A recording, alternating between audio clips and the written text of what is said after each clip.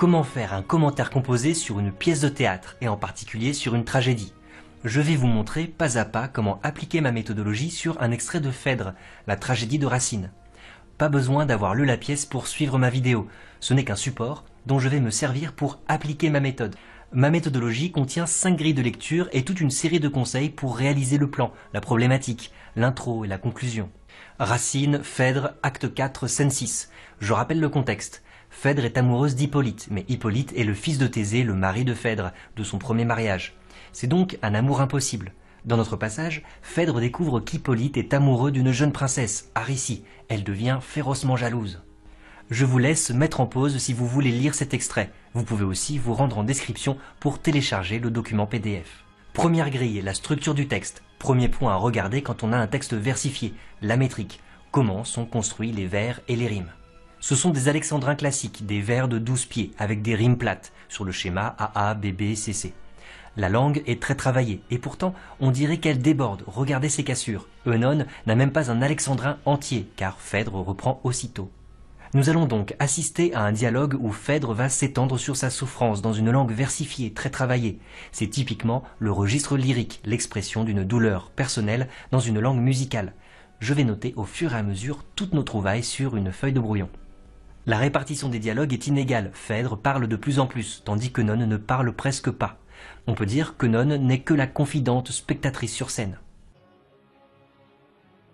On peut tout de suite repérer quelques rimes signifiantes. Vainqueur rime avec cœur. Phèdre est jalouse d'Aricie qui a vaincu le cœur d'Hippolyte. La jalousie, c'est le premier thème important qui ressort de notre extrait. Yeux rime avec lieu. Phèdre réalise qu'elle a été aveugle pendant tout ce temps. L'aveuglement est un deuxième thème important dans notre extrait. Il va de pair avec la notion de tragique. En effet, traditionnellement, le héros tragique est caractérisé par son aveuglement, comme le personnage d'Œdipe, qui se crève les yeux lorsqu'il apprend qu'il a tué son père et épousé sa mère. Ces deux rimes signifiantes révèlent le découpage de notre passage en deux parties. Regardez, dans une première réplique longue, Phèdre révèle ce qu'elle vient d'apprendre. Aricie est sa rivale, elle est jalouse. Dans une deuxième longue réplique, elle réalise son aveuglement. Il n'y a presque pas de lien logique dans notre passage, 2 conjonctions de coordination seulement. Et je n'en puis douter, et d'un cruel refus.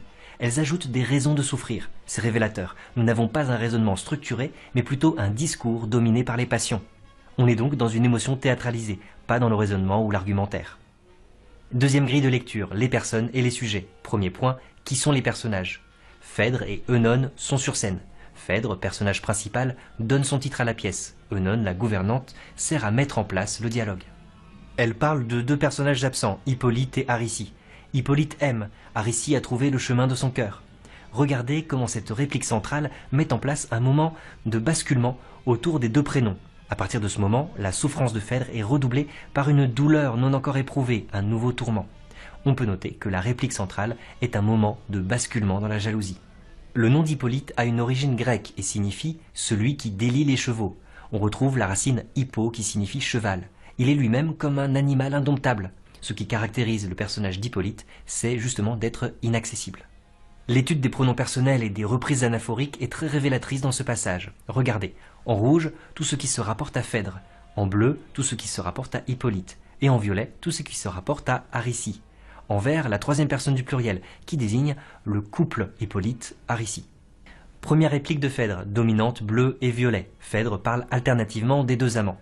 Deuxième réplique, Phèdre se concentre sur elle-même et sur sa souffrance, puis sur le couple qui est désormais fondu dans un même pronom personnel pluriel. Ce jeu avec les pronoms réunit le couple et provoque le basculement de Phèdre dans la jalousie. L'utilisation de la première personne du singulier tout au long du passage confirme que Phèdre exprime une douleur personnelle. Nous sommes bien dans le registre lyrique. Autre élément intéressant, l'apostrophe à Œnone avec le pronom interrogatif. Œnone, qui l'eût cru? Phèdre inclut Œnone dans son discours, mais c'est en fait un clin d'œil au spectateur qui, lui, sait tout depuis la première scène où Hippolyte avoue son amour pour Aricie. Cela confirme le rôle d'Œnone, miroir du spectateur sur scène. Dernier élément, à qui renvoie le pronom indéfini « on ». Hippolyte était connu comme un cœur farouche, impossible à dompter, qui ne s'intéressait pas aux femmes. « On » désigne en fait toutes les femmes qu'il a rejetées. Ce pronom indéfini « on » montre à quel point Hippolyte est un personnage normalement inaccessible. Les pronoms personnels ne sont pas toujours les sujets des phrases. Regardez. Le respect offense Hippolyte. La plainte l'importune. Phèdre n'est pas le sujet, elle est réduite à ses attitudes, d'où l'importance du jeu de l'actrice qui incarne Phèdre. C'est souvent le cas dans la pièce, Phèdre semble agir malgré elle, elle est le jouet de sa passion, qu'elle montre de manière théâtralisée. Tout ce que j'ai souffert n'était qu'un faible essai. Ici encore, c'est la souffrance de Phèdre qui est le sujet de la phrase. La jalousie fait monter à son paroxysme la souffrance de Phèdre. Dans notre passage, certains verbes jouent à la fois sur le plan psychologique et sur celui de la perception. Regardez. Éprouver, se réserver, souffrir, endurer. C'est une métaphore courante. L'émotion est comparée à une blessure, car les deux sont une douleur. Cette métaphore exprime la souffrance de Phèdre dans une langue lyrique. Troisième grille de lecture, l'étude de l'espace et du temps est révélatrice dans ce passage. D'abord, quelle est la valeur des temps employés? Le subjonctif plus que parfait exprime l'irréel, le virtuel. Qui l'eût cru? Qui aurait pu deviner? C'est ce qu'on appelle l'ironie tragique. Le spectateur en sait plus long que le personnage lui-même. On peut noter que le subjonctif insiste sur l'aveuglement tragique de Phèdre. L'imparfait exprime le passé dans sa durée, sans envisager le début ni la fin. C'est parfait pour désigner l'amour de Phèdre, contrarié par Aricie. J'avais une rivale. On ne pouvait dompter, offenser, importuner. Cette souffrance n'était qu'un faible essai. On peut dire que l'imparfait nous montre un personnage d'Hippolyte inaccessible. Le passé composé exprime un passé dont les conséquences sont encore visibles. C'est idéal pour exprimer l'aveuglement tragique de Phèdre. Aricie a trouvé. Je me suis réservé. J'ai souffert. Ils ont trompé mes yeux. Ils se sont vus. Le passé composé illustre l'aveuglement tragique de Phèdre qui vient tout juste de prendre fin. Le présent d'énonciation exprime une action qui se réalise au moment où on l'exprime. Dans la tirade de Phèdre, ce présent est particulièrement cruel. Il exprime l'amour d'Hippolyte pour Aricie. Hippolyte aime, je n'en puis douter, il reconnaît un vainqueur, le tourment que j'endure, il s'aime. Le présent d'énonciation représente bien le moment de basculement dans la jalousie. Les indications de lieu sont rares, mais nous avons cette interrogation. Dans quel lieu se sont-ils vus? Cette fois-ci, le lieu inconnu symbolise l'aveuglement tragique de Phèdre. Tout se déroule loin de ses yeux. Comme nous sommes au théâtre, vous allez voir que les indications de mouvement sont importantes. Certains termes permettent de construire un jeu d'acteurs. La fureur de mes feux, mes transports, qui rime avec mes remords. Ces expressions nous montrent l'agitation de Phèdre en proie à une passion dévorante et théâtralisée. On peut regarder maintenant les verbes de mouvement, dompter, offenser, importuner, aborder. Ils expriment bien le désordre des passions de Phèdre qui s'approche et s'éloigne sans cesse d'Hippolyte. L'amour et la crainte la tirent dans deux directions opposées. Les verbes de mouvement montrent Phèdre déchiré par sa passion. Dans notre passage, les verbes d'action sont concentrés dans la première longue tirade de Phèdre. Regardez. Dompter, offenser, importuner, aborder, soumettre, apprivoiser, trouver. Tout cela construit une métaphore. Le cœur d'Hippolyte est comparé à un tigre, car les deux sont indomptables. Cette métaphore du tigre montre un personnage d'Hippolyte particulièrement inaccessible. Quatrième grille de lecture, la syntaxe et le rythme. Commençons par regarder la longueur des phrases. La ponctuation forte met en évidence des phrases longues et des phrases courtes. Ce passage est extrêmement rythmé, ce qui exprime la passion de Phèdre théâtralisée. Les exclamations apparaissent surtout dans la deuxième tirade, avec notamment une interjection « Ah » qui exprime une émotion spontanée. Les exclamations montrent le basculement dans la jalousie. Les interrogations se multiplient à la fin, découpent l'alexandrin et raccourcissent le rythme, avec 6 pieds, 3 pieds, 3 pieds. Ce sont des questions ouvertes, on ne peut pas y répondre par oui ou par non. Ces interrogations ouvertes expriment la désorientation de Phèdre, conséquence de son aveuglement tragique. Nous n'avons pas ici de parenthèse, de tiret ou de passage en italique, mais un peu plus loin dans le passage, Phèdre renvoie Œnone. Œnone seul. « Adieu, pour la servir j'ai tout fait, tout quitté, et j'en reçois ce prix, je l'ai bien mérité. » C'est ce qu'on appelle une didascalie, une indication scénique. Souvent, ces indications peuvent être commentées. Ici, on voit bien qu'Œnone, qui parle toute seule, s'adresse en fait au spectateur qui réalise la dureté de Phèdre à l'égard de sa confidente. Les virgules nous révèlent deux énumérations lourdes de sens, une dans chaque réplique de Phèdre. Première énumération, ce tigre, soumis, apprivoisé, reconnaît un vainqueur. C'est ce qu'on appelle une gradation, une énumération qui progresse en intensité. D'abord, simplement soumis, il se laisse faire. Ensuite, carrément apprivoisé, il va au-devant des souhaits d'Aricie, qui a vaincu son cœur. Cette gradation permet de faire monter en puissance la jalousie de Phèdre. Deuxième énumération, tout ce que j'ai souffert, mes craintes, mes transports, la fureur de mes feux, l'horreur de mes remords. C'est aussi une gradation qui va du plus général, tout ce que j'ai souffert, au plus particulier, mes remords. Phèdre creuse sa douleur en évoquant de plus en plus de détails. C'est l'expression d'une passion dévorante de plus en plus forte. Cinquième et dernière grille de lecture, les images, qui passent notamment d'abord à travers les champs lexicaux. Le lexique employé fait surgir ici des effets de contraste. Le cœur d'Hippolyte est sauvage, farouche, tigre, crainte. mais il est apprivoisé, dompté, soumis, vaincu. Tout cela permet de construire l'image d'Hippolyte indomptable pour Phèdre, mais apprivoisé par sa rivale Aricie. Dans cette même réplique, on trouve de nombreux adjectifs, farouche, soumis, apprivoisé. Ces qualificatifs contribuent aussi à construire la métaphore du tigre indomptable. Vous pouvez toujours assez facilement utiliser des sonorités pour développer un point de votre développement. L'assonance est le redoublement d'un son voyelle, l'allitération est le redoublement d'un son consonne. Par exemple ici, la deuxième réplique de Phèdre mélange des assonances en O et OU avec des allitérations en R. Regardez, douleur, encore, éprouvé, tourment, transport, horreur, remords, insupportable, etc. Ces effets sonores rendent musicale la souffrance de Phèdre. C'est une caractéristique du lyrisme. On trouve un seul verbe d'état dans ce passage. Tout ce que j'ai souffert n'était qu'un faible essai. Vous voyez comment l'attribut du sujet est retardé. C'est un effet qui crée le suspense. Le spectateur est pendu aux lèvres de Phèdre. Le verbe d'état établit une équivalence entre deux choses. La souffrance énorme de Phèdre n'était qu'un faible essai, c'est-à-dire un avant-goût, un exercice d'entraînement. On reconnaît là une hyperbole, une figure d'amplification ou d'exagération. Cette hyperbole participe à l'expression d'une souffrance lyrique provoquée par le basculement dans la jalousie. Les comparaisons sont souvent signalées avec les mots comme, tel, ainsi. Il n'y en a pas dans notre passage, mais on peut trouver d'autres métaphores discrètes. Le chemin de son cœur, le cœur d'Hippolyte, est comparé à un lieu caché, et le point commun, ils sont tous les deux difficiles d'accès. Cette métaphore montre encore un Hippolyte inaccessible. La fureur de mes feux, qui s'accompagne d'une belle allitération en F. La passion de Phèdre est comparée à un feu et personnifiée par la fureur. Le point commun entre tous ces éléments, l'intensité des sentiments ou de la brûlure. Cette métaphore illustre dans une langue travaillée et musicale la souffrance de Phèdre. Par quel charme ont-ils trompé mes yeux? L'aveuglement de Phèdre est comparé à un charme, c'est-à-dire à un sortilège magique. Le point commun entre les deux, c'est leur aspect inexplicable. Cette métaphore illustre l'aveuglement tragique de Phèdre. Nous avons donc 6 grands thèmes qui ressortent de notre analyse et qui vont nous aider à construire nos axes de lecture.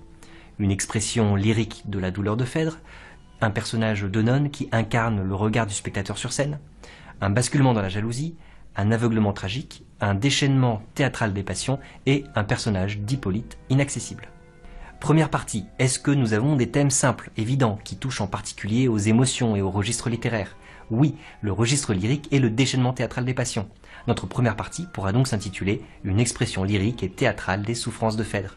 Sur le brouillon, on peut directement surligner en bleu tous les éléments qui se rapportent à cette première partie.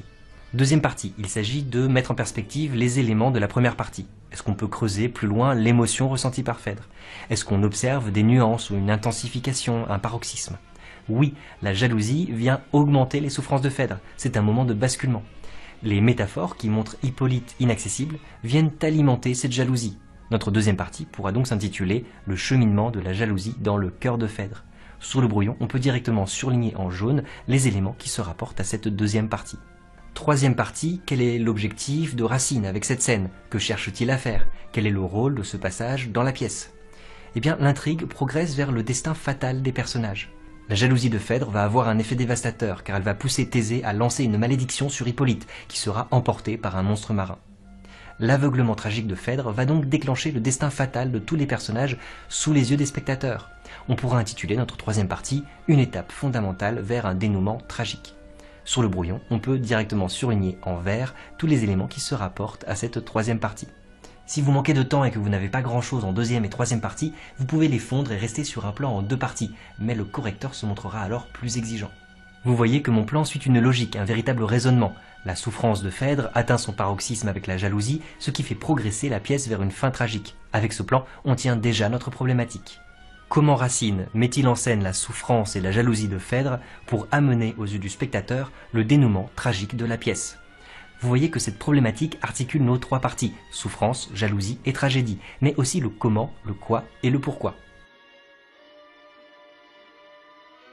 Avant de passer à la rédaction, nous allons organiser chaque partie. D'abord, faisons un peu le ménage et gardons uniquement les éléments en bleu. On commence toujours par le plus évident pour aller vers ce qui a le plus d'impact. Je propose de commencer par le registre lyrique pour terminer ensuite sur l'aspect théâtral de la souffrance de Phèdre. Pour faire 3 sous-parties, on peut extraire les arguments les plus faibles et les mettre dans une première sous-partie où on se contentera de montrer que Phèdre se plaint beaucoup. Vous voyez qu'il faut parfois tordre un peu le plan de manière artificielle si on veut obtenir 3 sous-parties homogènes. Maintenant pour la deuxième partie, nous allons garder uniquement les lignes en jaune, puis on les trie pour garder un ordre logique. Je propose de montrer d'abord en quoi Hippolyte est inaccessible, pour ensuite montrer comment l'intrigue bascule sous l'effet de la jalousie. Pour simplifier, je propose de supprimer les arguments les plus faibles de la première sous-partie, qu'on va simplement intituler Hippolyte inaccessible. En effet, rien ne nous oblige à parler absolument de tout. Les grilles de lecture servent surtout à vous donner de la matière et à faire émerger les meilleures idées. On peut aussi diviser la deuxième sous-partie pour insister sur le paroxysme de jalousie dans un premier temps et sur le moment de basculement qui facilitera notre transition avec la troisième partie. Troisième partie, on garde uniquement les éléments en vert et on les trie par grande thématique. On peut d'abord insister sur le rôle de nonne dans la tragédie. Si vous connaissez la pièce, vous savez que c'est elle qui pousse Thésée à maudire Hippolyte. Elle est indirectement responsable de la mort du jeune homme. Il est aussi intéressant de mentionner que c'est un personnage inventé par Racine pour mieux préserver l'innocence de Phèdre dans le dénouement.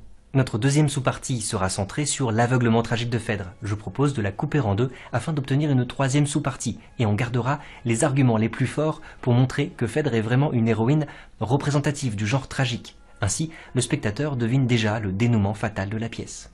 Nous sommes maintenant prêts à rédiger l'introduction. Et nous avons d'abord besoin d'une accroche en rapport avec notre développement. Une accroche qui insiste sur l'émotion véhiculée par la tragédie. Je vous propose donc de commencer avec une anecdote. Racine écrivit le rôle de Phèdre en pensant à une actrice, la Champméllé, qui fut aussi un temps son amante. Cette pièce fut le plus grand triomphe de la Champméllé, qui fit pleurer son auditoire à chaudes larmes. Ensuite, on relie la pièce à cette anecdote, ce qui nous permet de faire une description rapide de l'œuvre. Toute la pièce de Phèdre raconte en effet l'évolution du personnage vers sa fin tragique, suscitant chez le spectateur à la fois la terreur et la pitié. Maintenant, on peut situer le passage dans l'œuvre. Dans notre passage, Phèdre découvre qu'Hippolyte est amoureux d'une jeune princesse, Aricie. Nous assistons alors à la naissance de la jalousie de Phèdre. On passe à la ligne avec un alinéa et on recopie la problématique. Comment Racine met-il en scène la souffrance et la jalousie de Phèdre pour amener aux yeux du spectateur le dénouement tragique de la pièce? On passe à la ligne avec un alinéa et on annonce le plan. D'abord, nous allons voir que les souffrances de Phèdre sont représentées de manière lyrique et théâtrale. Puis, nous verrons comment Racine représente le cheminement de la jalousie dans le cœur de Phèdre. Enfin, cette scène est une étape fondamentale vers le dénouement tragique de la pièce. Je vous conseille de toujours utiliser des liens logiques pour annoncer chaque partie, dans 3 phrases différentes. N'hésitez pas à conserver ces tournures de phrases à la première personne du pluriel. Maintenant, nous sommes prêts à rédiger la conclusion. D'abord, on résume tout notre raisonnement, ce qui revient à répéter le plan de manière un peu enrichie. Nous avons vu que Phèdre exprime ses souffrances de manière lyrique, dans une langue travaillée et musicale, mais aussi de manière théâtrale, avec un texte rythmé et mouvementé. Il s'agit pour Racine de montrer le triomphe de la jalousie dans le cœur de Phèdre, qui réalise qu'Hippolyte appartient désormais à une autre femme. Ce sentiment de jalousie va transformer sa passion frustrée en désir de vengeance, ce qui provoquera la mort du jeune homme et le suicide de Phèdre. Et enfin, une petite ouverture sur la dimension tragique, intemporelle de la pièce. Phèdre reste une héroïne tragique, canonique, ni tout à fait coupable, ni tout à fait innocente. Elle suscite encore de nos jours chez le spectateur un mélange de terreur et de pitié.